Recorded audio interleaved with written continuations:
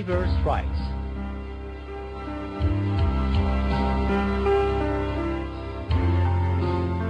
A man from the Ansar bought a new house in one of the districts of Medina and moved to it.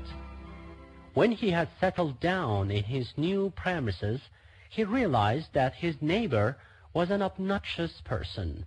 So he approached the Prophet and said, "O the Prophet of God, I have recently bought a new house and moved into it, but unfortunately my closest neighbor is not only not a source of blessing or advantage to me, but I am not even safe from his harassment and botherations.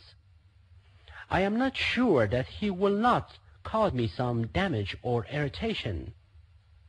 The Holy Prophet appointed Ali, Salman, Abu Zar, and another person to announce loudly to all men and women in the mosque that whoever hurts and bothers his neighbors is an apostate. Each time this declaration was repeated, our Holy Prophet pointed his hand in 4 directions and declared, "In each direction up to 40 houses are considered as your neighbors."